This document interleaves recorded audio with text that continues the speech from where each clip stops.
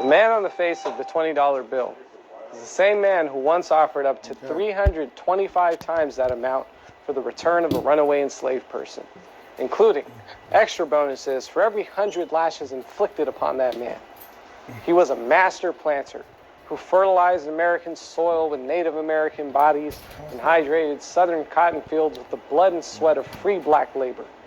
Such an icon of white supremacy was he that nearly 200 years after launching the violent displacement of 100,000 non-white bodies, the piece of paper with his face on it was all the authorization they needed to suffocate a man to death while the world watched them do it. Big Floyd was murdered by police outside of a grocery store. See, my uncles also operate grocery stores, liquor stores, mini marts, and so on. That whole generation followed a pretty simple formula. You put your heads down, make your money, send your kids to good schools. See, what that actually meant was, put your heads down and don't think about why this formula works out for you but doesn't always work out for everyone else. Why you get to own property in this neighborhood but the people who live here can't. Why liquor stores like yours are in every corner but fresh produce and after-school programs are pretty hard to come by. And definitely don't consider a centuries-long history in this nation that includes slavery, legalized segregation, a made-up war on drugs, criminalization of black and brown bodies, immunity for police officers when they commit crimes, and that's just to name a few. So what do? We put our heads down. We turned those Jacksons into Benjamins and those Benjamins into Benzes. We became well-educated, well-to-do, and accommodating.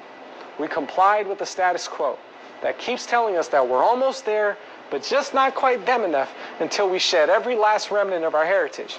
Except, of course, for the ones that can be exploited for a diversity initiative or sold for profit. And in the meantime, we got all our music, culture, fashion, sports heroes from a community of people without ever having to reckon with the fact that we have been complicit in the violence against their very existence all along. We kept our heads down, now the joke's on us.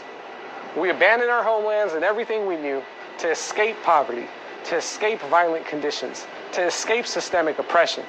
And this whole time, we remained silent while we watched those very same things happen to a group of people who are just slightly different from ourselves. We no longer have time to keep our heads down. Not now, not ever again. Listen to and learn from Black voices.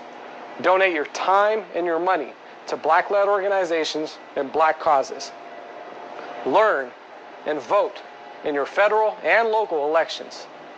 And hey, Bollywood, we don't want to hear any of this Black Lives Matter stuff from you unless you're also dealing with the casteism, colorism, sexism, Hindu supremacy, and support of state-sanctioned violence that's running around freely in your own industry right now. Black Lives Matter. Thank you.